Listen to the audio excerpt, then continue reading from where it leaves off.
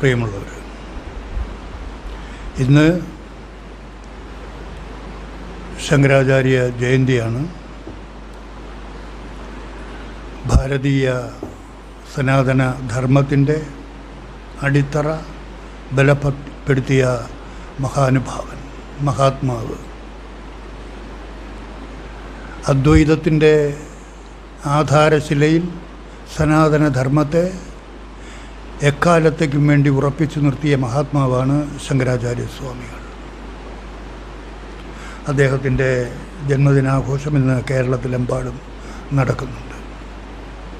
അദ്ദേഹത്തിൻ്റെ രചിച്ചിട്ടുള്ള അദ്വൈതാനുഭൂതിയാണ് നാം ഇവിടെ വിചാരം ചെയ്യുന്നത്. അതിനെ അടിസ്ഥാനപ്പെടുത്തി നമ്മൾ നിരന്തരമായിട്ട് സംസാരിച്ചു കൊണ്ടിരിക്കുന്നത് ആ അദ്വൈത ചിന്തയെപ്പറ്റിയാണ്. എന്താ അദ്വൈത ചിന്ത? നമ്മൾ കഴിഞ്ഞ പ്രഭാഷണത്തിൽ പറഞ്ഞു നിർത്തിയത്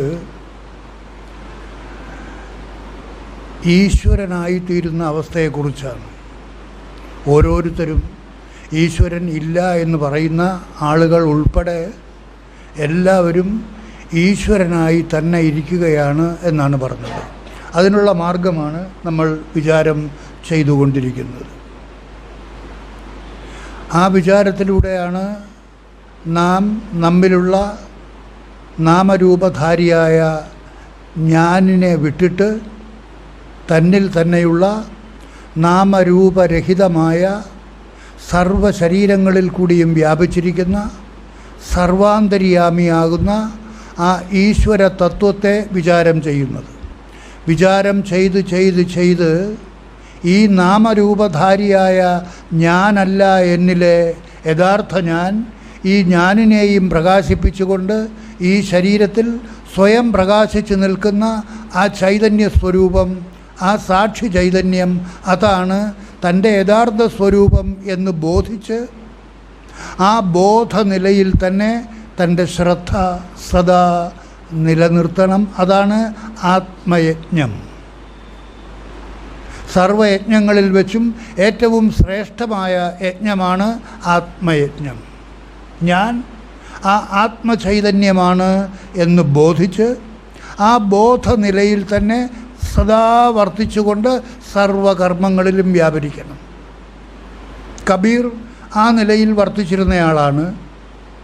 അദ്ദേഹത്തിൻ്റെ ശിഷ്യന്മാരും ഭക്തരുമായിട്ടുള്ള ഒരുപാട് ആളുകൾ അദ്ദേഹത്തോട് പറഞ്ഞു, ഞങ്ങൾ വളരെയധികം ആളുകൾ അങ്ങയുടെ ശിഷ്യന്മാരുണ്ടല്ലോ, അങ്ങ് എന്തിനാണ് ഇപ്പോഴും വസ്ത്രങ്ങൾ നെയ്തുകൊണ്ടിരിക്കുന്നത്, അത് മാർക്കറ്റിൽ കൊണ്ടുപോയി വിറ്റ് പണമുണ്ടാക്കുന്നത്, ജീവസന്ധാരണം നിലനിർത്തുന്നത്, അതിനുവേണ്ടി അങ്ങ് പാടുപെടേണ്ടതായിട്ടുണ്ടോ, ഞങ്ങളൊക്കെ ഇല്ലേ എന്ന് കബീറിനോട് ചോദിച്ചപ്പോൾ കബീർ പറഞ്ഞു, എനിക്കറിയാവുന്ന തൊഴിൽ ഇതാണ്, ഞാനിത് തൊഴിലായിട്ടല്ല ചെയ്യുന്നത്, ഇത് ഈശ്വരനുമായിട്ടുള്ള എൻ്റെ സംയോഗമാണ്, എൻ്റെ ഭക്തിയാണ് ഞാൻ പ്രകടിപ്പിക്കുന്നത്. ഈ കർമ്മത്തിലൂടെ ഞാൻ ഈശ്വരനെ സേവിക്കുകയാണ് ചെയ്യുന്നത്. ആരാണോ ഈ തുണി വാങ്ങി ഉപയോഗിക്കുന്നത് അത് ഈശ്വരനാണ്, ഞാൻ ഈ പണി ചെയ്യുന്നത് ഈശ്വരന് വേണ്ടിയാണ് എന്ന ഭാവത്തിലാണ് കബീർ കർമ്മങ്ങളിൽ ഏർപ്പെടുന്നത്.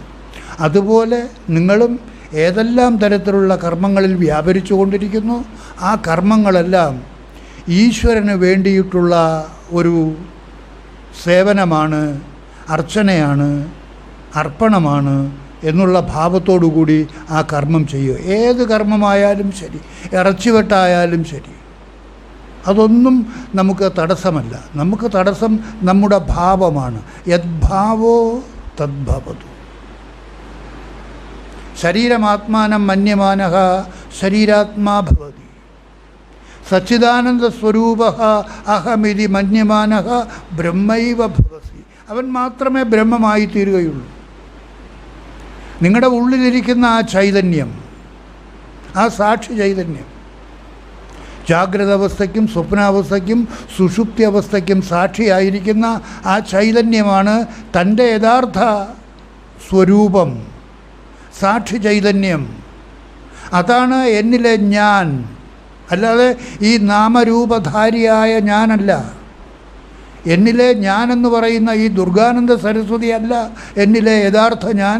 ഈ ഞാനിനെയും പ്രകാശിപ്പിച്ചുകൊണ്ട് ഈ ശരീരത്തിൽ സ്വയം പ്രകാശിച്ചു നിൽക്കുന്ന ദുർഗാനന്ദ സരസ്വതി അല്ലാത്ത നാമരൂപരഹിതമായ ആ ചൈതന്യം, അതാണ് തൻ്റെ യഥാർത്ഥ സ്വരൂപം എന്ന് ബോധിച്ച് ആ ബോധനിലയിൽ തന്നെ താൻ തൻ്റെ ശ്രദ്ധയെ നിലനിർത്തുന്നില്ല എങ്കിൽ ദുർഗാനന്ദ സരസ്വതിയാണെന്ന് പറഞ്ഞുകൊണ്ട് നടന്നാലൊന്നും മോക്ഷം കിട്ടുകയില്ല. കാഷായം ചുറ്റി നടന്നാലൊന്നും മോക്ഷം കിട്ടുകയില്ല. ആ മോക്ഷനിലയെ പ്രാപ്തമാക്കുന്നതിന് വേണ്ടി കാഷായമൊന്നും ചുറ്റേണ്ട കാര്യമില്ല, കുടുംബം വിടേണ്ട കാര്യമില്ല. നിങ്ങളുടെ കുടുംബത്തിൽ എല്ലാ സൗകര്യങ്ങളോടും കൂടി ജീവിച്ചു കൊണ്ടിരിക്കുമ്പോഴും ഈ ജീവിച്ചു കൊണ്ടിരിക്കുന്ന ഞാനല്ല എന്നിലെ യഥാർത്ഥ ഞാനിനെയും പ്രകാശിപ്പിച്ചുകൊണ്ട് ഈ ശരീരത്തിൽ സദാ സ്വയം പ്രകാശിച്ചു നിൽക്കുന്ന എന്നിലെ താൻ. അതാണ് ഞാനും താനും തമ്മിലുള്ള വ്യത്യാസം. ഈ ശരീരത്തിൽ നിന്ന് ജീവൻ പിരിയുന്നതിന് മുൻപ് നിങ്ങൾ ഓരോരുത്തരും ഇത് രണ്ടും ശരിക്കും തിരിച്ചറിയണം. ഞാനും താനും, എന്നിലെ ഞാൻ, ആ ഞാനില്ലാതാകണം. രാമകൃഷ്ണദേവൻ സാക്ഷാത്കാരം നേടിക്കഴിഞ്ഞപ്പോൾ അദ്ദേഹം പൂണുനൂൽ ഉപേക്ഷിച്ചു. പൂണുനൂൽ ഉപേക്ഷിച്ചപ്പോൾ അദ്ദേഹത്തോട് ഒരു ഭക്തൻ ചോദിച്ചു, അങ്ങ് എന്തിനാണ് പൂണുനൂൽ ഉപേക്ഷിച്ചത്? അപ്പോൾ അദ്ദേഹം പറഞ്ഞു, ഞാൻ പൂണുനൂൽ ഉപേക്ഷിച്ചതല്ല, ആ സാക്ഷാത്കാരം നേടിയപ്പോൾ ഉണ്ടായ ആ പ്രചണ്ഡ അവസ്ഥയിൽ, ആ കൊടുങ്കാറ്റിൽ പൂണുനൂലൊക്കെ പറന്നു പോയി. പിന്നെ ആ പൂണുനൂലിൻ്റെ ആവശ്യമില്ല. പിന്നെ ഏത് പൂണുനൂലാണ് അദ്ദേഹം ധരിക്കുന്നത്? ബ്രഹ്മഭാവമിതം സൂത്രം. ഞാൻ ആ ബ്രഹ്മമാണ് എന്നുള്ള ആ ഭാവസൂത്രമാണ് പിന്നെ അദ്ദേഹം ധരിക്കുന്നത്, അല്ലാതെ നൂൽ സൂത്രമല്ല. അത് ജഡസൂത്രമാണ്. ആ ജഡസൂത്രമല്ല പിന്നെ ധരിക്കുന്നത്, ഭാവസൂത്രം. ഞാൻ ഈ നശ്വരമായ ശരീരമല്ല, ഈ ശരീരത്തിനകത്തിരിക്കുന്ന ആ ചൈതന്യ സ്വരൂപം, ആ സാക്ഷി സ്വരൂപം, ആ സച്ചിദാനന്ദ സ്വരൂപം സർവചരാചരങ്ങളിൽ കൂടിയും വ്യാപിച്ചു നിൽക്കുന്ന സമം സർവേഷു ഭൂതേഷു എന്ന് പറയുന്ന ആ ചൈതന്യ സ്വരൂപം, അതാണ് തൻ്റെ യഥാർത്ഥ സ്വരൂപം എന്ന് ബോധിച്ച് അതിനെ തന്നിൽ കാണാതെ കണ്ട് സദാസമയവും ആ ഭാവത്തിൽ തന്നെ ഈ ശരീരത്തിൽ സദാ രമിക്കണം. കബീറിനോട് പറഞ്ഞതുപോലെ ഗോര എന്ന് പറയുന്ന ഒരു മിസ്റ്റിക്ക്, അദ്ദേഹം കലമുണ്ടാക്കുന്നയാളായിരുന്നു, കലം മെനയുന്നയാൾ, കുശവൻ. അദ്ദേഹത്തോടും ചോദിച്ചു അദ്ദേഹത്തിൻ്റെ ശിഷ്യർ, വളരെ ധനവാന്മാരായ ശിഷ്യന്മാർ അദ്ദേഹമുണ്ട്, അങ്ങ് എന്തിനാണ് ഈ ജോലിയിൽ ഏർപ്പെടുന്നത്? അതിൻ്റെ ആവശ്യമില്ലല്ലോ, ഞങ്ങളങ്ങേ സംരക്ഷിക്കില്ലേ? അദ്ദേഹം പറഞ്ഞു, എനിക്കറിയാവുന്ന കല ഇതാണ്, ഇത് ഞാൻ ഈശ്വര സേവയായിട്ടാണ് ചെയ്യുന്നത്. അതുകൊണ്ട് അത് വാങ്ങിക്കുന്ന ഓരോരുത്തരെയും ഈശ്വരനായിട്ടാണ് ഞാൻ ഭാവന ചെയ്യുന്നത്. അതുപോലെ നിങ്ങൾക്കും വീട്ടിലെ ജോലികൾ ചെയ്യുന്ന അവസരത്തിൽ വീട്ടിലെ നിങ്ങളുടെ ഭർത്താവിനെ, മക്കളെ, ബന്ധുക്കളെ എല്ലാവരെയും ഈശ്വര സ്വരൂപികളായിട്ട് ഭാവന ചെയ്ത് അവർക്ക് വേണ്ടി ആ ഈശ്വര സേവ എന്നുള്ള തരത്തിൽ കർമ്മങ്ങളിൽ ഏർപ്പെട്ടുകൊണ്ടിരിക്കുമ്പോഴും നിങ്ങളുടെ ഉള്ളിൽ ഭാവന ചെയ്യണം, ഈ കർമ്മങ്ങളിൽ ഏർപ്പെട്ടുകൊണ്ടിരിക്കുന്ന ഈ ഞാനല്ല എന്നിലെ യഥാർത്ഥ ഞാൻ. ചിലർ കർമ്മം ചെയ്യുന്നത് എന്താണ്?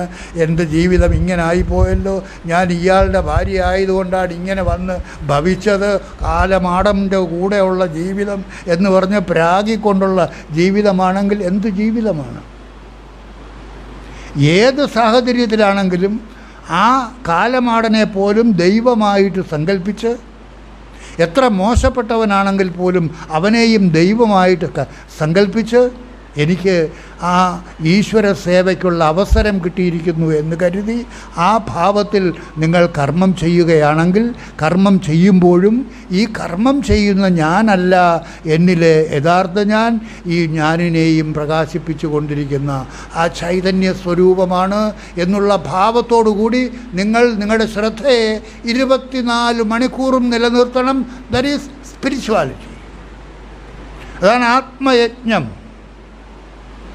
സർവചരാചരങ്ങളിലും സമം സർവേഷു ഭൂതേഷു തിഷ്ഠന്തം പരമേശ്വരം വിനശ്യൽസു അവിനശ്യന്തം യപശ്യതി സപശ്യതി. ആരാണോ കാണുന്നത്, ഇവിടെ ഇരിക്കുന്ന എല്ലാവരുടെയും ഉള്ളിലിരിക്കുന്നത് എൻ്റെ ആത്മചൈതന്യം തന്നെയാണ്, എന്നിലെ താൻ തന്നെയാണ് അവൻ്റെയും അവളുടെയും ഉള്ളിൽ കൂടി കടന്നു പോകുന്നത്. ഉള്ളിലിരിക്കുന്ന അവനിലെ യഥാർത്ഥ അവനിലെ യഥാർത്ഥ അവനെന്ന് പറയുന്നത് ഏകം, ഒരേ ഒരു ചൈതന്യമാണ്. ആ സാക്ഷി സ്വരൂപം ഏകം.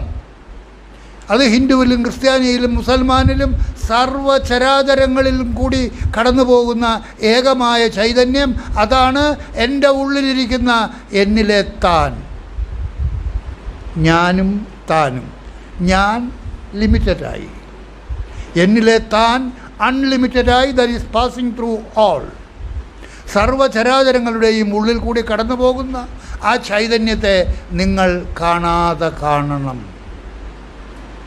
അതുണ്ടല്ലോ നിങ്ങളിൽ. അതുള്ളത് കൊണ്ടാണ് നിങ്ങൾക്ക് ചൈതന്യവത്തായിട്ടിരിക്കാൻ സാധിക്കുന്നത്. ആ സാക്ഷി സ്വരൂപത്തെ നിങ്ങൾ കാണാതെ കണ്ട്, അതാണ് തൻ്റെ യഥാർത്ഥ സ്വരൂപം, തന്നിലെ യഥാർത്ഥ ഞാൻ എന്ന് ബോധിച്ച്, അതാണ് തന്നിലെ താൻ. ഞാനും താനും രണ്ടും ഒന്നാണെങ്കിലും ഒന്ന് ബിംബവും മറ്റത് പ്രതിബിംബവും.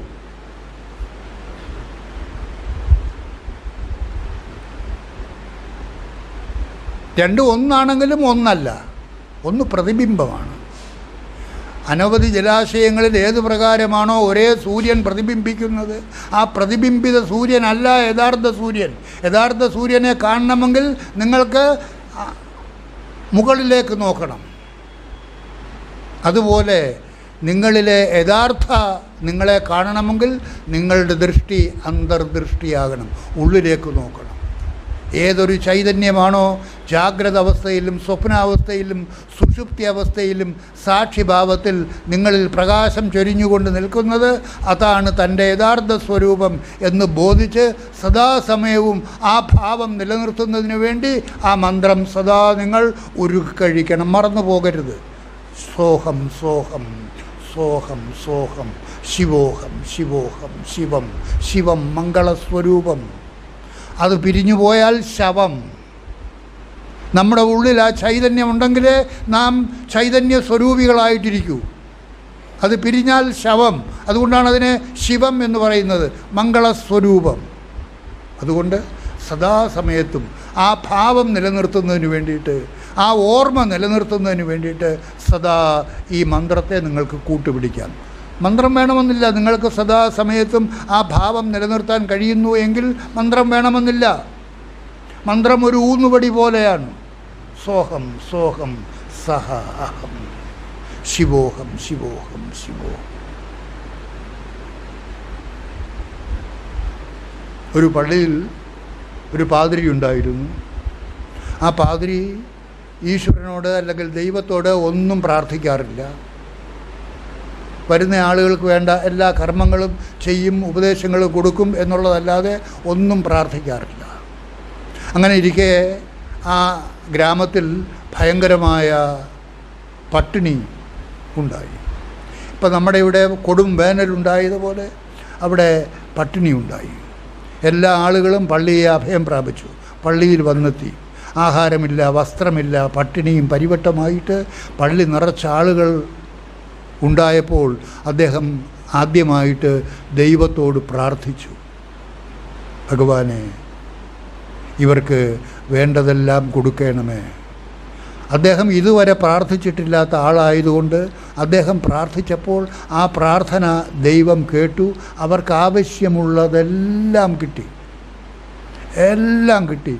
വീട്, വസ്ത്രങ്ങൾ, ആഹാരം എല്ലാം അവർക്ക് കിട്ടി സമൃദ്ധമായ രീതിയിൽ അവർ ജീവിക്കാൻ തുടങ്ങിക്കഴിഞ്ഞപ്പോൾ അവർ ക്രമേണ പള്ളിയിലേക്ക് വരാതെയായി. ആരും വരാതെയായി. നോക്കിയപ്പോൾ പള്ളിയിലെ അച്ഛൻ മാത്രം പള്ളിയിലുണ്ട്. ആരും വരാതിരുന്നപ്പോൾ ഇദ്ദേഹം വീണ്ടും ദൈവത്തോടൊന്ന് പ്രാർത്ഥിച്ചു, ഭഗവാനെ, ഈ പള്ളിയുടെ അവസ്ഥ ഇങ്ങനെ ആയിരിക്കുകയാണ്. കാലം ഒരുപാട് കടന്നു പോയപ്പോൾ പള്ളി ഇടിഞ്ഞു വീഴാറായ തരത്തിൽ ദ്രവിച്ചു കഴിഞ്ഞു. അപ്പോൾ അദ്ദേഹം ദൈവത്തോട് വീണ്ടും പ്രാർത്ഥിച്ചു, ഇവിടെയുള്ള ആളുകളെ അങ്ങ് പഴയ നിലയിലേക്ക് കൊണ്ടുവരേണമേ എന്ന് വീണ്ടും പ്രാർത്ഥിച്ചു. ആ പഴയ അവസ്ഥയിലേക്ക് കൊണ്ടുവരേണമേ എന്ന് അദ്ദേഹം പ്രാർത്ഥിച്ചു. കാരണം അങ്ങനെ പ്രാർത്ഥിക്കാമോ എന്ന് നമുക്ക് ചോദിക്കാം. പ്രാർത്ഥിക്കാൻ പാടില്ല തന്നെ, എങ്കിലും അദ്ദേഹം പ്രാർത്ഥിച്ചു പോയി.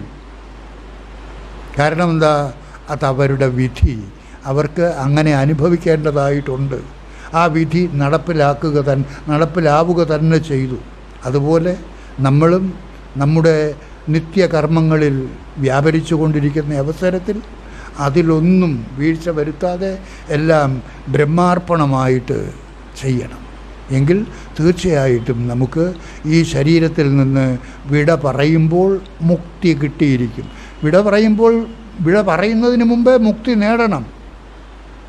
എപ്പോഴാണ് തട്ടിപ്പോകുന്നതെന്ന് അറിഞ്ഞുകൂടാ. കഴിഞ്ഞ ആഴ്ച കണ്ടില്ലേ, കന്യാകുമാരി കാണാനായിട്ട് വന്ന 4 മെഡിക്കൽ കോളേജിലെ വിദ്യാർത്ഥികൾ കന്യാകുമാരിയിലെ ആ കടൽ തീരത്ത് വെള്ളത്തിൽ പോയി മരിച്ചുപോയി ഈ കഴിഞ്ഞ ആഴ്ച. അതുപോലെ നമ്മുടെ ഇവിടെ പോത്തങ്കോട്ട് തന്നെ ഇവിടെ ഉണ്ടായിരുന്ന 2 സ്ത്രീകൾ കുളത്തിൽ വീണു മരിച്ചു, ഇവിടെ പോത്തങ്കോട്ട്. അപ്പോൾ ഏതു നിമിഷവും നമ്മുടെ ജീവൻ പിരിയാം. അത് പിരിയുന്ന സമയം കൃത്യമായിട്ട് നമ്മുടെ ഓരോരുത്തരുടെയും ഉള്ളിൽ രേഖപ്പെടുത്തപ്പെട്ടിട്ടുണ്ട്. എങ്ങനെ? ഇത്ര ശ്വാസം. ആ ശ്വാസത്തിൻ്റെ കണക്ക് തീരുമ്പോൾ നിങ്ങളുടെ ശരീരത്തിൽ നിന്ന് ജീവൻ പിരിഞ്ഞിരിക്കും. സ്വാമി ഇവിടെ നിന്ന് സംസാരിച്ചുകൊണ്ടിരിക്കുമ്പോൾ ഇപ്പോഴാണ് ഈ കണക്ക് തീരുന്നത് എങ്കിൽ, എണ്ണം തീരുന്നത് എങ്കിൽ ഇവിടെ കൃത്യമായിട്ടും മറിഞ്ഞു വീണിരിക്കും. യാതൊരു സംശയവും വേണ്ട. ആരായാലും അവിടെ ജാതി മത പരിഗണനകളൊന്നുമില്ല. അതുകൊണ്ട് നമ്മുടെ ശരീരത്തിലെ ജീവൻ ഏത് നിമിഷം വേണമെങ്കിലും പിരിയാം. ഇതാ കണ്ടില്ലേ, കൊച്ചുകുട്ടി ഗർഭത്തിൽ ജനിച്ച ഉടനെ തന്നെ ഒരു പെൺകുട്ടി ആ കുട്ടിയെ കെട്ടിടത്തിൻ്റെ മുകളിൽ നിന്ന് വലിച്ചെറിഞ്ഞതായിട്ട് നമ്മൾ വായിച്ചു കഴിഞ്ഞ ആഴ്ച പത്രത്തിൽ. അപ്പോൾ ആ കുട്ടിക്ക് അത്രേ ആയുസുള്ളൂ, 50-ന് താഴെ. അല്ലെങ്കിൽ അകത്ത് വെച്ച് ശ്വാസം എടുക്കുന്നുണ്ടെങ്കിൽ അകത്ത് വെച്ച് അമ്മയാണ് ശ്വാസം എടുക്കുന്നത്. പുറത്ത് വന്നതിന് ശേഷമുള്ളത് ഒരു 50-ഓ 100-ഓ അത്രയേ ഉള്ളൂ. അതുപോലെ നമ്മുടെയും ജീവിതം ഏത് നിമിഷവും വീഴാവുന്നതാണ്. താമരയിലെ ജലത്തുള്ളി പോലെയാണ്, ഏത് നിമിഷവും അടർന്നു വീഴാം. അതുകൊണ്ട് ഈ കേൾക്കുന്ന നിമിഷം തന്നെ നിങ്ങൾക്ക് നിങ്ങളിലെ യാഥാർത്ഥ്യം എന്താണെന്ന് തിരിച്ചറിഞ്ഞ്, നിങ്ങൾ സത്യമേത് അസത്യമേത് എന്ന് തിരിച്ചറിഞ്ഞ് ആ സത്യത്തെ മുറുകെ പിടിക്കുക. എന്താ സത്യം? ഒന്നും കാണാതെ പഠിക്കാനില്ല, ഒന്നും ഉപേക്ഷിക്കാനില്ല. കുടുംബത്തിൽ നിന്ന് ഒളിച്ചോടേണ്ട, ഭാര്യയെ കളയേണ്ട, ഭർത്താവിനെ കളയേണ്ട, എല്ലാം നിലനിർത്തിക്കൊണ്ട് നിങ്ങൾക്ക് സ്വയം ചെയ്യാവുന്ന കാര്യം. ഈ ഞാനല്ല എന്നിലെ ഞാൻ, ഈ ഞാനെന്ന് പറയുന്ന വസുമതിയോ കുട്ടപ്പനോ അല്ല എന്നിലെ ഞാൻ, നാമരൂപരഹിതമായിരിക്കുന്ന ആ ചൈതന്യം, അതാണ് തൻ്റെ യഥാർത്ഥ സ്വരൂപം എന്ന് ബോധിച്ച് ശിവം, അതാണ് ശിവം, മംഗളസ്വരൂപം, ചൈതന്യ സ്വരൂപം, ആ സാക്ഷി സ്വരൂപം, ആ സച്ചിദാനന്ദ സ്വരൂപം, ആ പരമാത്മസ്വരൂപം, അതാണ് എന്നിലുള്ളത് തന്നെയാണ് അവനിൽ കൂടെയും അവളിൽ കൂടെയും ഹിന്ദുവിൽ കൂടെയും ക്രിസ്ത്യാനിയിൽ കൂടിയും മുസൽമാനിൽ കൂടിയും സർവ്വചരാചരങ്ങളിൽ കൂടിയും കടന്നുപോയി എല്ലാത്തിനെയും നിലനിർത്തിക്കൊണ്ടിരിക്കുന്ന ഏകനായ ഈശ്വരൻ. ഈശ്വരനുണ്ടോ? ഉണ്ട്. എവിടെ? നിങ്ങളുടെ ഉള്ളിൽ. അതുകൊണ്ടാണ് ഭഗവത്ഗീത പറയുന്നത്, ഈശ്വര സർവഭൂതാനാം ഹൃദ്ദേശേ അർജുന തിഷ്ഠതി. അതിനെ കാണാൻ പറ്റുമോ? എന്തുകൊണ്ട് കാണാൻ പറ്റില്ല? നിങ്ങളുടെ അന്തർദൃഷ്ടി തുറന്ന് അതിനെ കാണണം. നമ്മുടെ ഉണ്ട കണ്ണുവെച്ച് അതിനെ കാണണമെന്ന് വിചാരിക്കരുത്. അന്തർദൃഷ്ടി. ജാഗ്രത അവസ്ഥയ്ക്കും സ്വപ്നാവസ്ഥയ്ക്കും സുഷുപ്തി അവസ്ഥയ്ക്കും നിങ്ങൾ ഉറങ്ങിക്കിടക്കുമ്പോഴും ആ ഉറക്കത്തിനും സാക്ഷിയായിട്ട് നിങ്ങളുടെ ഉള്ളിൽ ആ ചൈതന്യം ഉണ്ടല്ലോ. അതുകൊണ്ടാണല്ലോ നിങ്ങൾക്ക് ഉറക്കം എഴുന്നേറ്റ് കഴിഞ്ഞ് ഞാൻ ഒന്നും അറിഞ്ഞില്ല, സുഖമായിട്ട് ഉറങ്ങി എന്ന് നിങ്ങൾ പറയുന്നത്. ആ ഉറക്കത്തിനും സാക്ഷിയായിരിക്കുന്ന ചൈതന്യത്തെ ജാഗ്രത അവസ്ഥയിൽ നിങ്ങൾ ജ്ഞാനനേത്രം തുറന്ന് കാണാതെ കാണണം. ആ ജ്ഞാനനേത്രം എവിടെയായിരിക്കുന്നത്? അറിവിൽ. ആ അറിവാണ് ഇതുപോലെയുള്ള സത്സംഗത്തിലൂടെ കേട്ടുകൊണ്ടിരിക്കുന്നത്. അതുകൊണ്ടാണ് ശങ്കരാചാര്യ സ്വാമികൾ ഭജഗോവിന്ദത്തിൽ പറഞ്ഞിരിക്കുന്നത് എന്താ? സത്സംഗത്വേ നിസ്സംഗത്വം, നിസ്സംഗത്വേ നിർമോഹത്വം, നിർമോഹത്വേ നിശ്ചലതത്വം, നിശ്ചലതത്വേ ജീവൻ മുക്തി. എന്താ നിശ്ചലതത്വം? തന്നിലെ താൻ, തന്നിലെ സാക്ഷി ചൈതന്യം, നിശ്ചലതത്വം. അതെന്തുകൊണ്ടാണ് നിശ്ചലമായിരിക്കുന്നത്? സർവചരാചരങ്ങളിൽ കൂടിയും വ്യാപിച്ച് ഇനി വ്യാപിക്കാൻ സ്ഥലമില്ലാത്തത് കൊണ്ട് സ്റ്റക്കായി നിൽക്കുന്നു. അതാണ് നിശ്ചലതത്വം. നിങ്ങൾ ചലിച്ചുകൊണ്ടിരിക്കുമ്പോൾ അത് ചലിക്കുന്നില്ല. നിങ്ങളിലെ ഞാനാണ് ചലിക്കുന്നത്, നിങ്ങളിലെ താൻ ചലിക്കുന്നില്ല. നിശ്ചലതത്വം, നിങ്ങളിലെ താൻ. ഇതൊന്നും കാണാതെ പഠിക്കാനില്ല. Be awake to it. അതിലേക്ക് ഉണരുക, ബോധിക്കുക, തിരിച്ചറിയുക. ഞാൻ ഇതല്ല, ഇതിനകത്തിരിക്കുന്ന അത്. അതല്ലേ മഹാവാക്യം തത് ത്വമസി. നീ അതാണ്. ഏത്? എൻ്റെ ഉള്ളിലിരിക്കുന്ന അത്, എന്നിലെ താൻ. അതാണ് തൻ്റെ യഥാർത്ഥ സ്വരൂപം എന്ന് ബോധിച്ച് സദാസമയത്തും ആ ഭാവം, ആ ഓർമ്മ നമ്മുടെ മനസ്സിൽ നിലനിർത്തുന്നതിന് വേണ്ടിയിട്ട് സോഹം, സോഹം, സഹ അഹം. അതാണ് സോഹം. അതാണ് ഞാൻ, അതാണ് ഞാൻ. ആ ശിവം, ആ മംഗളസ്വരൂപം, അതാണ് എൻ്റെ യഥാർത്ഥ സ്വരൂപം. അതാണ് ഞാൻ, യഥാർത്ഥ ഞാൻ, എന്നിലെ താൻ. ശിവം, ശിവോഹം, ശിവോഹം, ശിവോഹം. സദാസമയത്തും ആ മന്ത്രം ഉരുവിട്ടുകൊണ്ട് നിങ്ങൾ സമയം പോക്കണം. ഈ മറ്റുള്ളവരെ ദുഷിച്ചും കുറ്റം പറഞ്ഞുമൊക്കെ നിങ്ങൾ എന്തുമാത്രം സമയം ചെലവഴിക്കുന്നുണ്ട്. ഓരോരുത്തരും അവരവരുടെ ജീവിതത്തിൽ എത്രമാത്രം സമയം ചെലവഴിക്കുന്നുണ്ട്.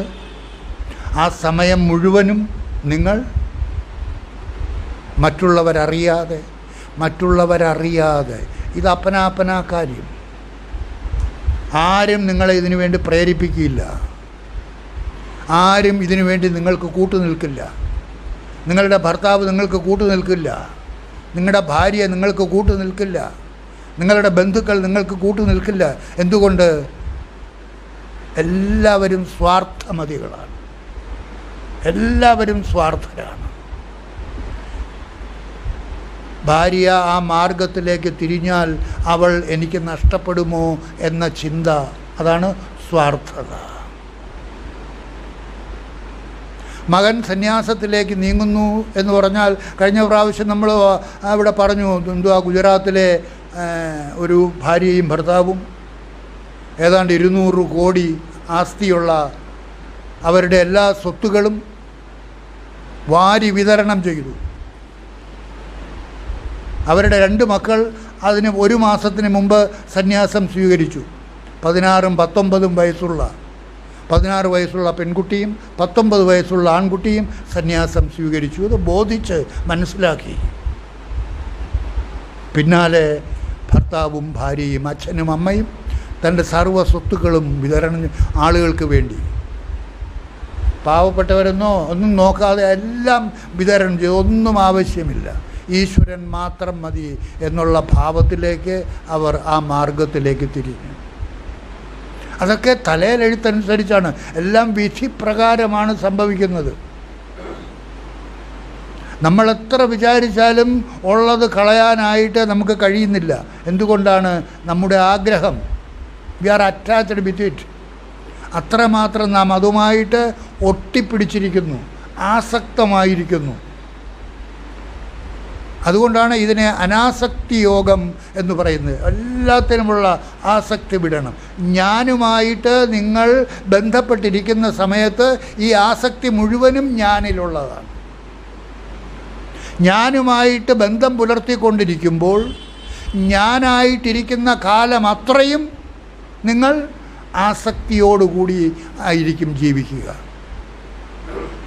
ഈ ഞാൻ ഉള്ളതേ അല്ല എന്ന തിരിച്ചറിവുണ്ടാകണം. എങ്ങനെ? കയറിൽ കാണുന്ന പാമ്പ് പോലെയാണ് നിങ്ങളിലെ ഞാൻ. കയറിൽ പാമ്പ് ഒരിക്കലും ഉണ്ടായിട്ടേയില്ല.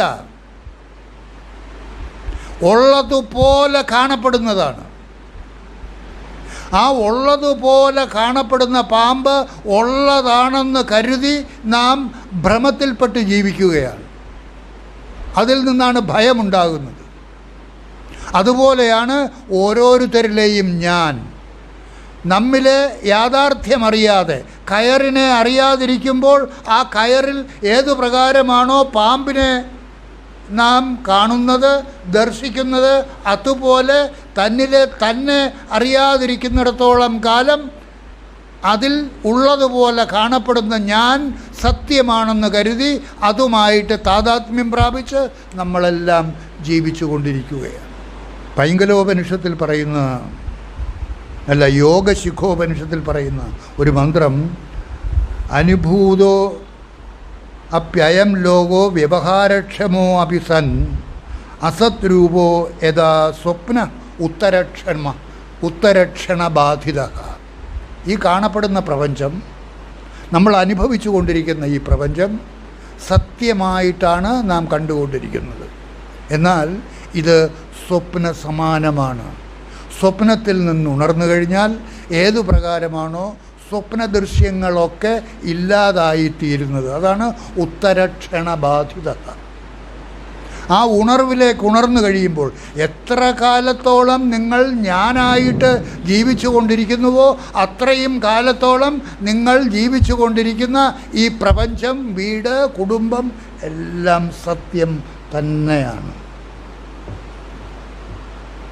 എന്നാൽ ഈ ഞാനല്ല എന്നിലെ യഥാർത്ഥ ഞാനിനെയും പ്രകാശിപ്പിച്ചു കൊണ്ടിരിക്കുന്ന ആ സാക്ഷി ചൈതന്യം തന്നിലെ താനാണ്, തന്നിലെ യഥാർത്ഥ ഞാൻ എന്നുള്ള ബോധത്തിലേക്ക് ഉണരുമ്പോൾ, അതാണ് സ്വപ്നത്തിൽ നിന്നുണരുമ്പോൾ സ്വപ്ന ദൃശ്യങ്ങളൊക്കെ ഏതു പ്രകാരം ഇല്ലാതായോ അതുപോലെ ജാഗ്രത അവസ്ഥയിൽ നിങ്ങൾ തുടർന്നുകൊണ്ടിരിക്കുന്ന അജ്ഞാന നിദ്രയിൽ കണ്ടുകൊണ്ടിരിക്കുന്ന വെറും സ്വപ്നം മാത്രമാണ് ഈ പ്രപഞ്ച സത്യം, ഈ പ്രാപഞ്ചിക വ്യവഹാരം മുഴുവനും.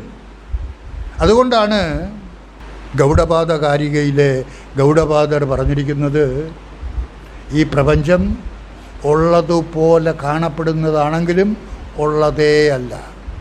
ഇത് സത്യമാണെങ്കിൽ നമുക്ക് ഇത് മാറ്റിക്കളയേണ്ടതാണ്. പക്ഷേ ഇത് സത്യമേ അല്ല. അജ്ഞാന നിദ്രയിൽ നമ്മൾ കണ്ടുകൊണ്ടിരിക്കുന്ന വെറും സ്വപ്നം മാത്രം. എന്ത്?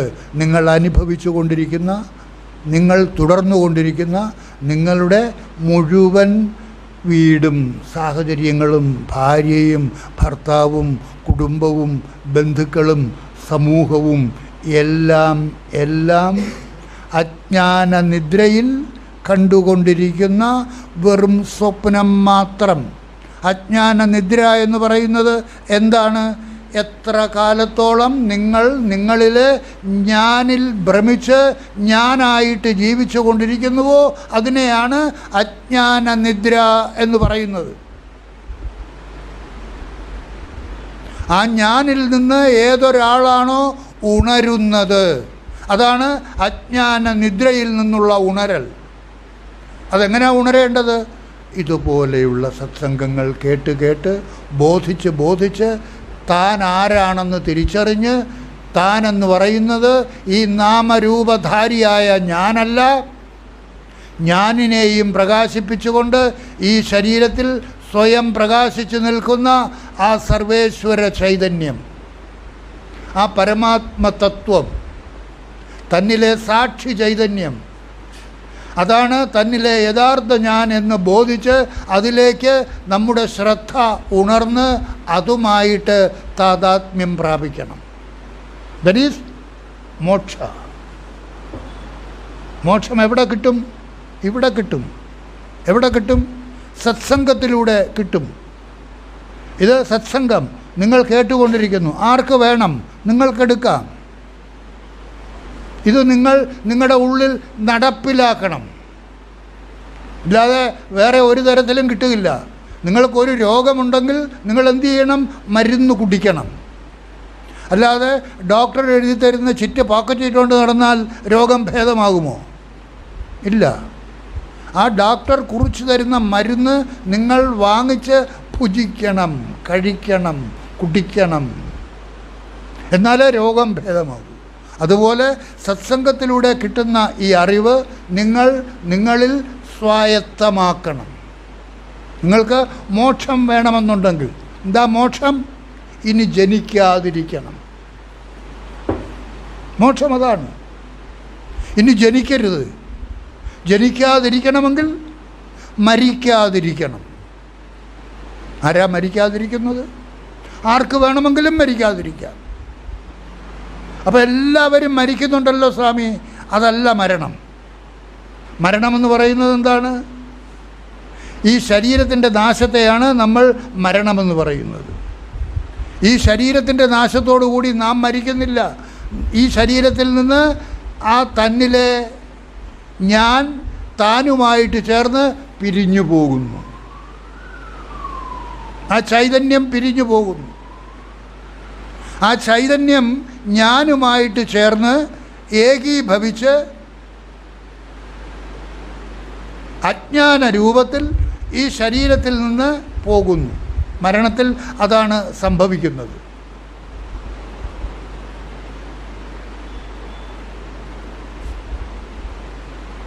ജാഗ്രത് സ്വപ്ന സുഷുപ്തി മൂർച്ഛാവസ്ഥാനാം അന്യ ആ ബ്രഹ്മസ്തംഭ പര്യന്തം സർവജീവ ഭയപ്രദ മരണാവസ്ഥ ഭവതി.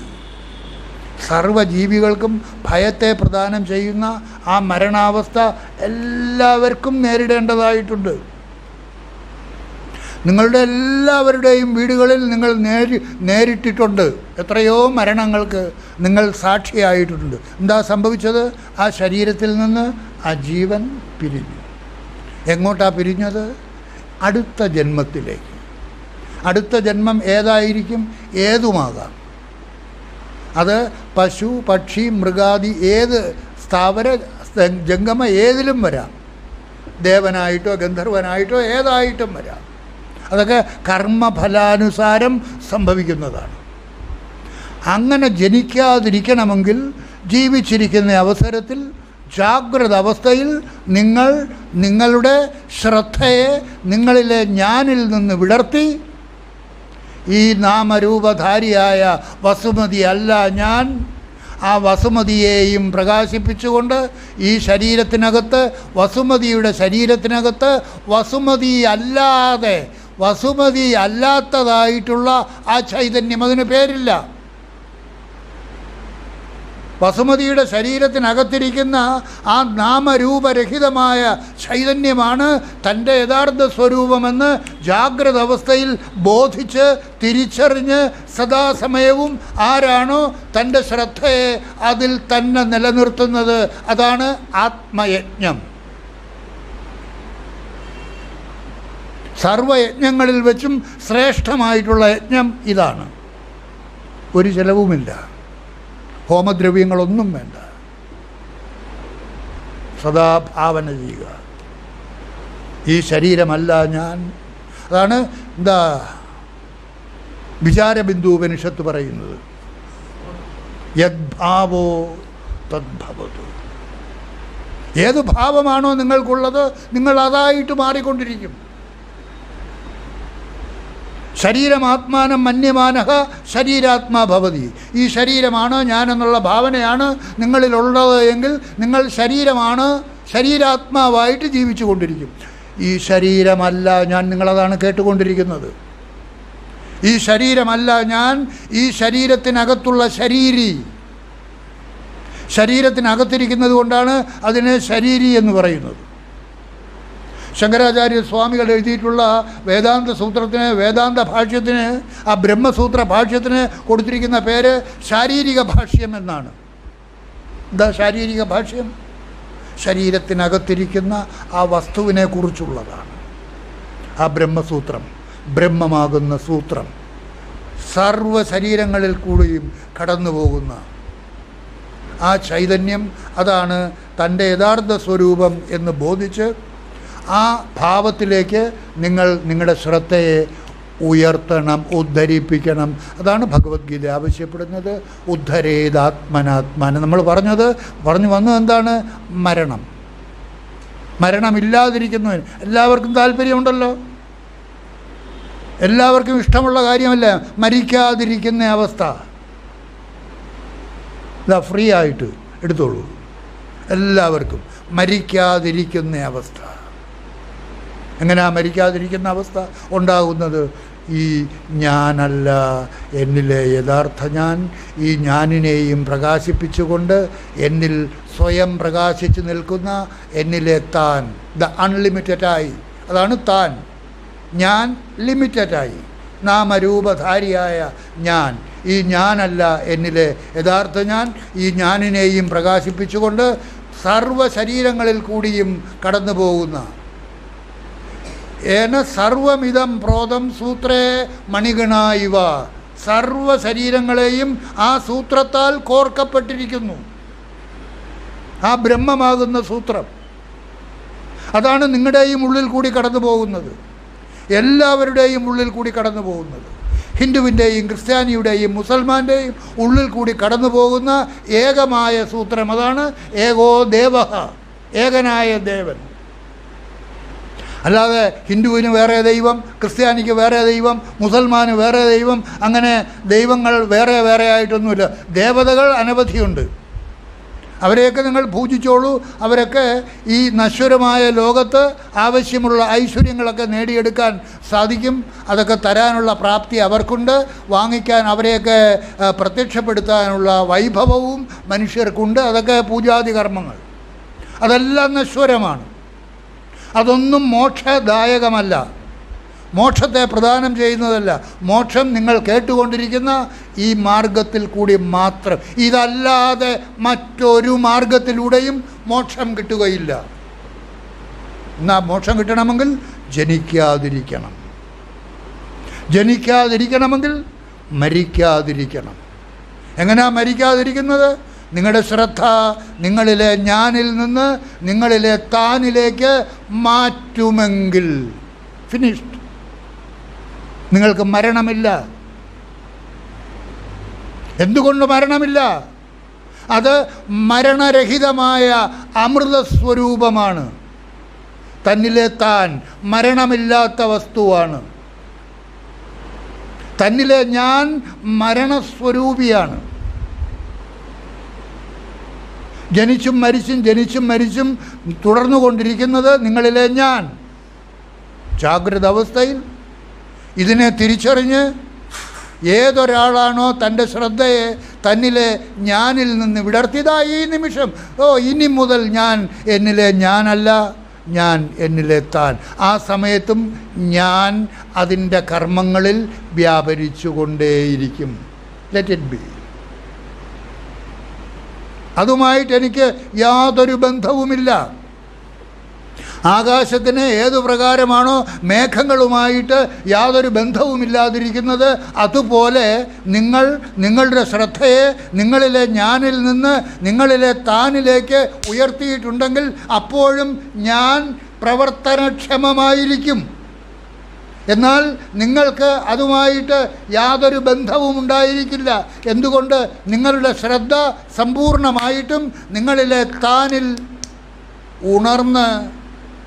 ഉയർന്ന് അതിൽ സ്ഥിതി നേടിയിരിക്കും. ആ സ്ഥിതി നേടുന്നത് എങ്ങനെയാണ്?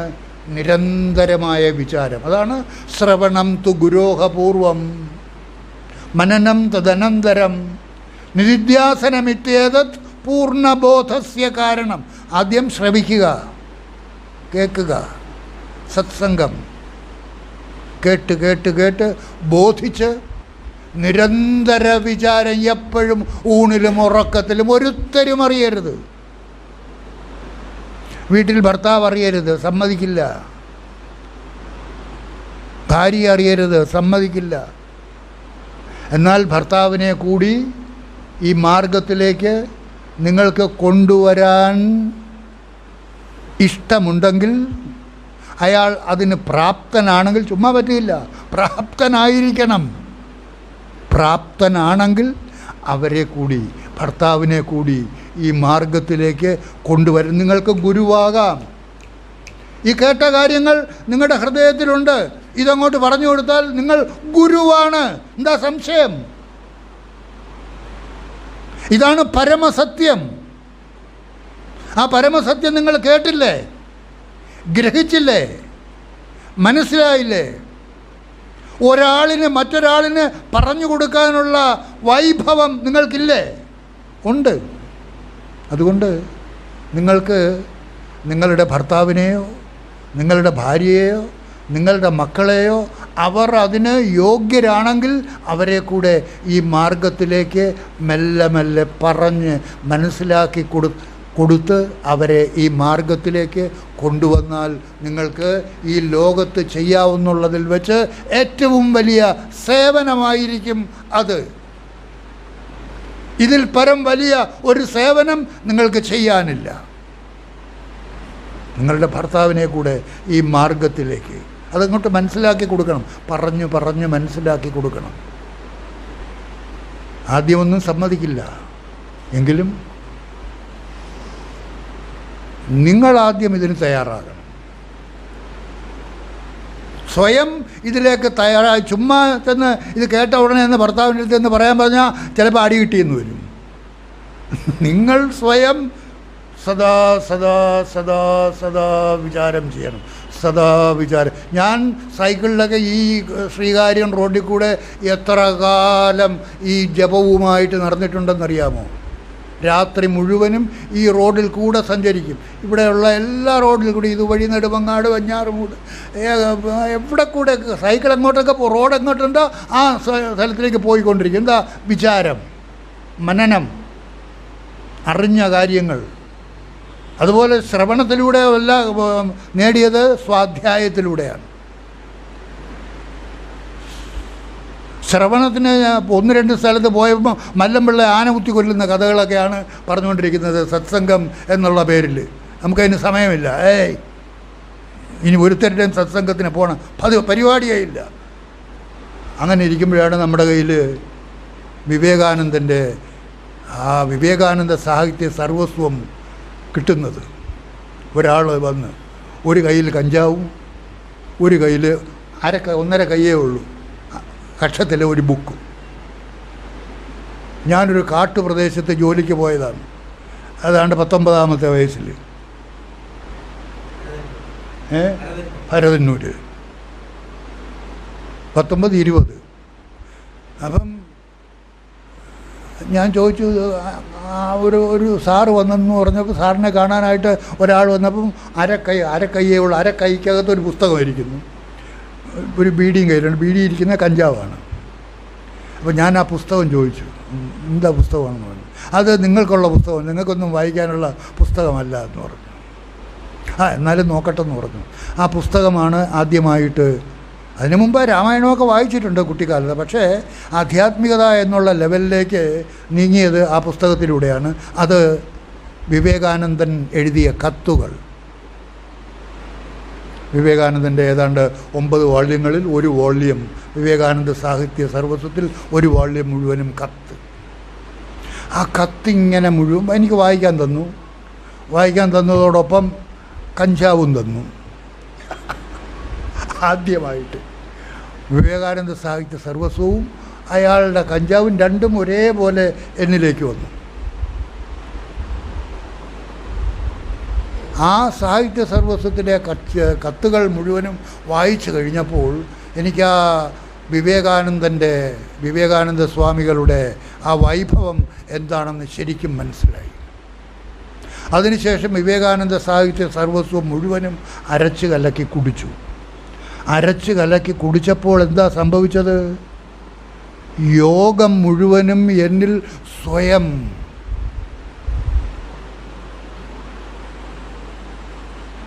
ആവേശിക്കപ്പെട്ടു.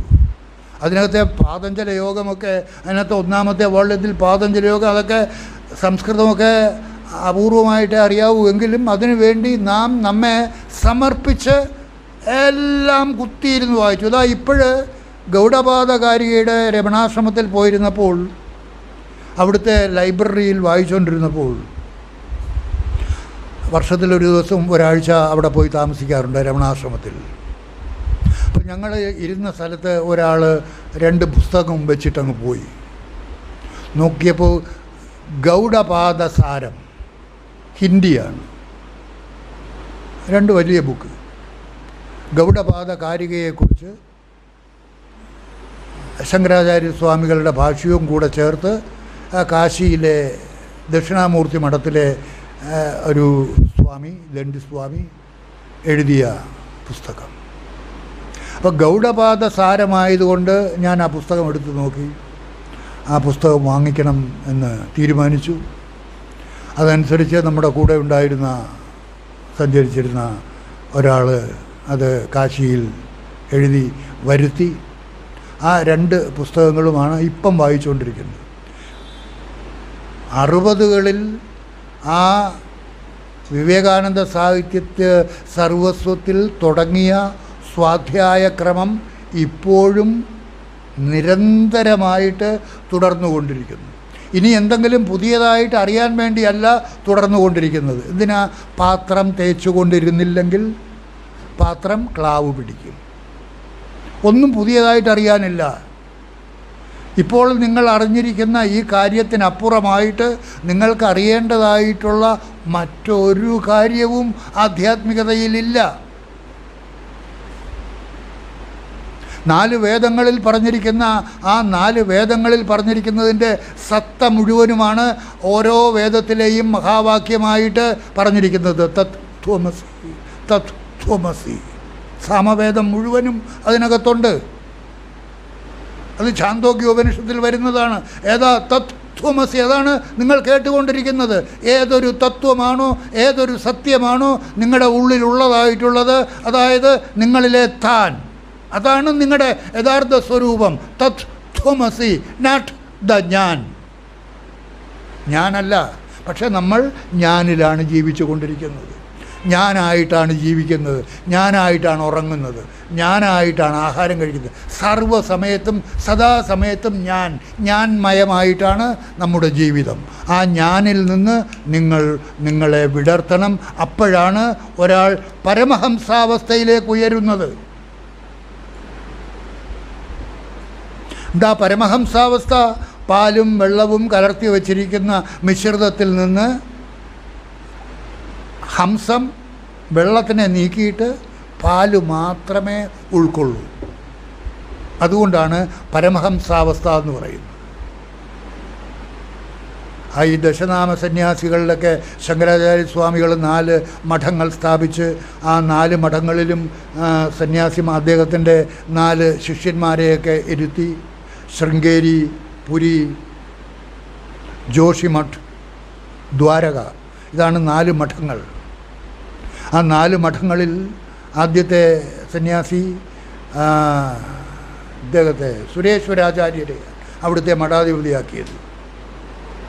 പത്മപാദർ അദ്ദേഹത്തിൻ്റെ ആദ്യത്തെ ശിഷ്യൻ, അദ്ദേഹത്തെയാണ് പുരിയിലെ ശിഷ്യനാക്കിയത്. അങ്ങനെ 4 സ്ഥലത്തും 4 ശിഷ്യന്മാരെ മഠാധിപതികളാക്കി. 10 സന്യാസനാമങ്ങൾ. ഇപ്പോൾ എൻ്റെ നാമം വരുന്നത് സരസ്വതി എന്നാണ്. ദുർഗാനന്ദ സരസ്വതി. സരസ്വതി, പുരി, ഭാരതി, ഈ 3 വിഭാഗങ്ങൾ ശൃംഗേരിയിലാണ്. ശൃംഗേരിയാണ് നമ്മുടെ മഠമായിട്ട് സ്ഥാപനം ചെയ്തിരിക്കുന്നത്. നമുക്കുള്ള ബന്ധം ഈ 3 വിഭാഗക്കാർക്ക്. ഈ 3 ഇങ്ങനെ 10 വിഭാഗങ്ങളുണ്ട്. ഈ 10 വിഭാഗങ്ങൾക്കും അപ്പുറമുള്ളതാണ് പരമഹംസാവസ്ഥ. എന്താ പരമഹംസാവസ്ഥ? ആരാണോ തന്നിലെ തന്നെ വേർതിരിച്ചറിഞ്ഞ് ആ താനായിട്ട് ഈ ശരീരത്തിൽ സദാ സ്വയം പ്രകാശിക്കുന്നത്, അവനാണ് പരമഹംസൻ. നിങ്ങൾക്ക് ആർക്കുമാകാം. ഒരു വിലക്കുമില്ല. അതിന് സന്യാസിയാകണമെന്നൊന്നുമില്ല. ഈ വേഷം ചുറ്റിയിട്ട് ഒരു പ്രയോജനവുമില്ല. എന്നാ പ്രയോജനമുണ്ട് അല്ലേ? ഒരു ചെടി നട്ട് അത് വളർന്നു വരുമ്പോൾ ആടുമാടുകൾ കടിക്കാതെ സൂക്ഷിക്കാൻ വേലി കെട്ടുന്നത് പോലെയാണ് ഈ വേഷം. മദ്യപാനമൊക്കെ നടത്തുന്ന ശീലമുള്ള ആളാണെങ്കിൽ ഈ വേഷം ഇട്ട് കഴിഞ്ഞിട്ട് ഷാപ്പിനടുത്തുകൂടെ പോകുമ്പോൾ ഒന്ന് മദ്യപിക്കണം എന്ന് തോന്നലുണ്ടായാൽ വേഷം കിടക്കുമ്പോൾ ആളുകൾ കണ്ടാൽ എന്ത് വിചാരിക്കും? എന്നാലും അങ്ങോട്ടും ഇങ്ങോട്ട് തന്നെ തലയും വെച്ചോണ്ട് അങ്ങ് മുന്നോട്ട് പോയിക്കൊണ്ടിരിക്കും, ദൃഷ്ടി ഷാപ്പിലേക്ക്.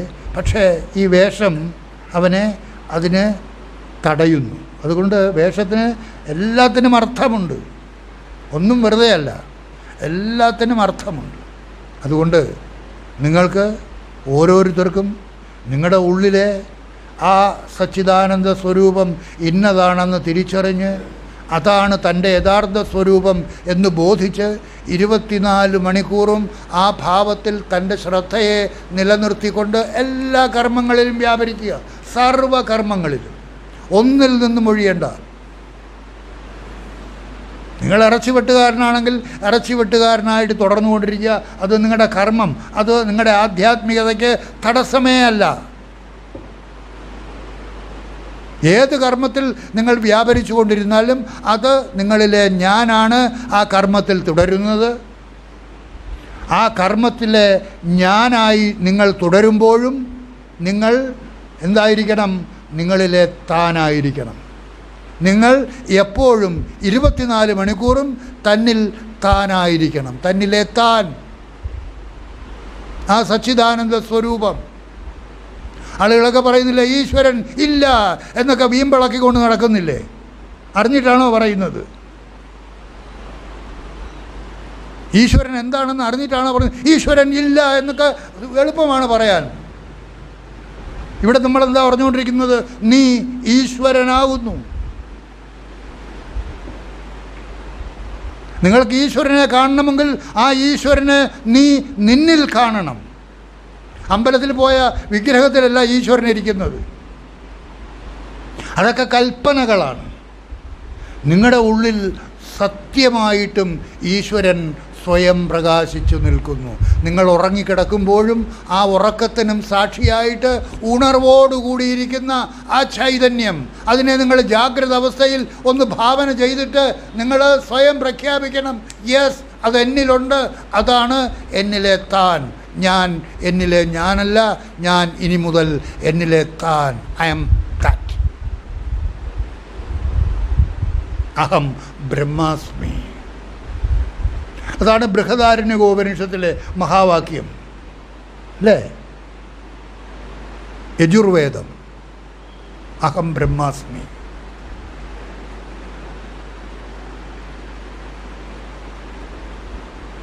മാണ്ഡൂക്യോപനിഷത്തിലെ മഹാവാക്യം എന്താണ്? അഥർവവേദത്തിലെ മഹാവാക്യം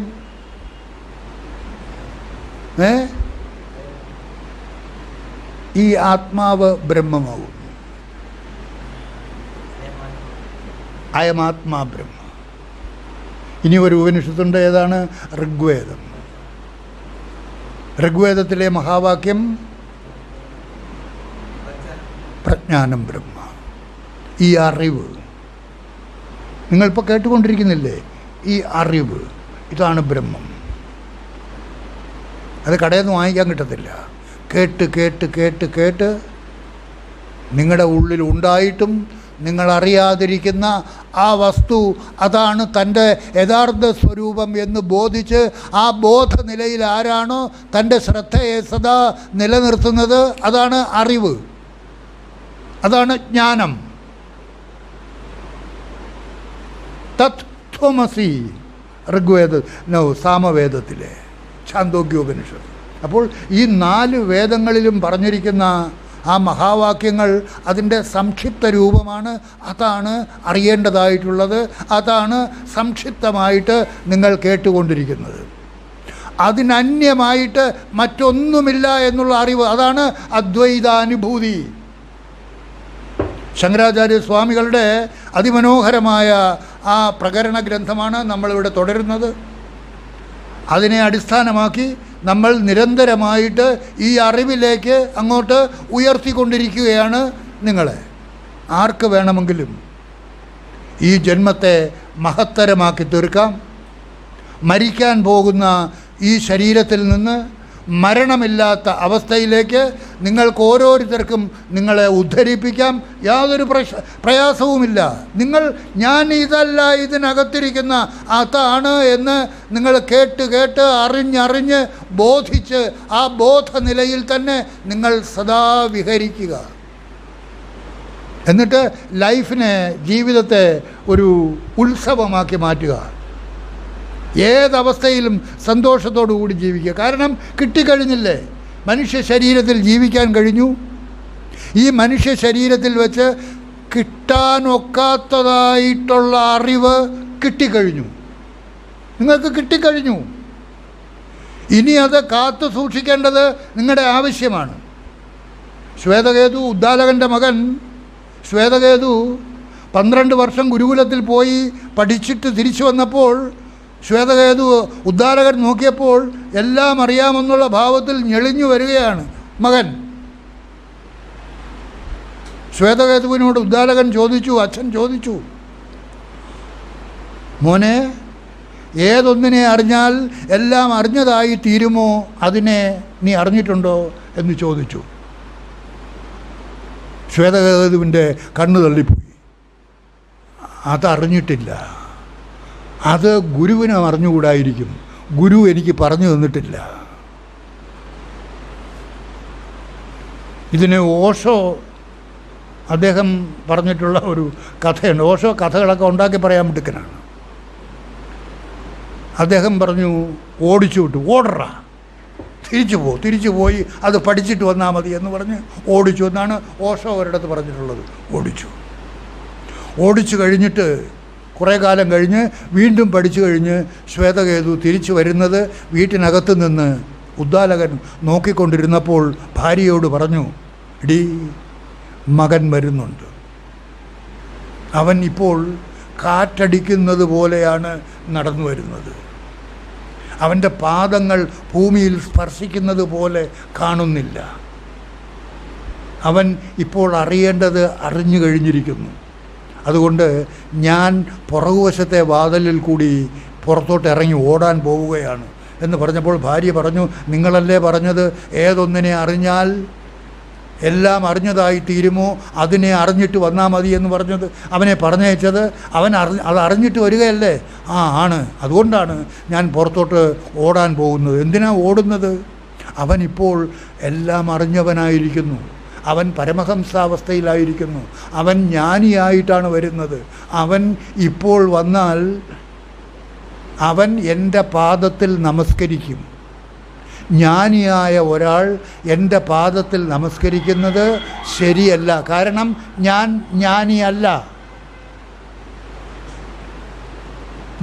ജ്ഞാനിയല്ല. അതാണ് ആ അറിവിൻ്റെ നില. ഒരു ജ്ഞാനിക്ക് എൻ്റെ മുമ്പിൽ നമസ്കരിക്കാൻ ഞാൻ നിന്നു കൊടുക്കരുത്. അത് പാപമാണ്. അതുകൊണ്ട് ഞാൻ ഇറങ്ങി ഓടാൻ പോകുന്നു എന്ന് പറഞ്ഞിട്ട് അദ്ദേഹം പുറകുവശത്തുകൂടി ഇറങ്ങി ഓടിക്കളഞ്ഞു. ഇനി ഞാൻ ആ ജ്ഞാനം നേടിയതിന് ശേഷം അദ്ദേഹത്തിൻ്റെ അടുത്തേക്ക് വരാം. ഇത് ഓഷോയുടെ കൽപ്പിത കഥയാണ്. അദ്ദേഹത്തിൻ്റെ അതിമനോഹരമായ ഭഗവത്ഗീത വ്യാഖ്യാനത്തിലുള്ളതാണ്. അദ്ദേഹത്തിൻ്റെ 18 വോള്യം മഹാഭാഷ്യമെന്ന് പറയുന്നത് സഗംഭീരം. ഭഗവത്ഗീതയ്ക്ക് ഉണ്ടായിട്ടുള്ള ഭാഷ്യങ്ങളിൽ വെച്ച് ഏറ്റവും ശ്രേഷ്ഠമായിട്ടുള്ളത് ഓഷോയുടെ ഭാഷ്യമാണ്. അത് മലയാളത്തിൽ ഏതാണ്ട് 3 വോള്യം എങ്ങാണ്ട് ഇറങ്ങിയിട്ടുള്ളൂ. ഞാൻ 18 വോള്യം ഹിന്ദിയിലുണ്ട്. ഞാൻ വായിച്ചത് തമിഴിലാണ്. It's a wonderful book. അപ്പോൾ നമ്മൾ പറഞ്ഞു വന്നത്, നിങ്ങൾ ജീവനല്ല, ഈശ്വരനാണ്. ഈശ്വരനായിട്ടും നിങ്ങൾ അറിയാതെ ഇരിക്കുകയാണെങ്കിൽ അജ്ഞാന നിദ്രയിലാണ്. ആ അജ്ഞാന നിദ്രയിൽ നിന്ന് ഉണരുന്നതിനുള്ള മാർഗമാണ് സത്സംഗം അത് നിങ്ങൾ കേട്ടുകൊണ്ടിരിക്കുന്നു. ആ കേൾക്കുന്നത് ഫലപ്രാപ്തിയിലെത്തിക്കുക. അത് നിങ്ങളുടെ കർമ്മം. ആ കർമ്മം നിങ്ങളിൽ ഉണ്ടാകട്ടെ എന്ന് പ്രാർത്ഥിച്ചുകൊണ്ട് ഇന്നത്തെ ഈ സത്സംഗം അവസാനിപ്പിക്കുന്നു. നിങ്ങൾക്ക് നമസ്കാരം. ഓ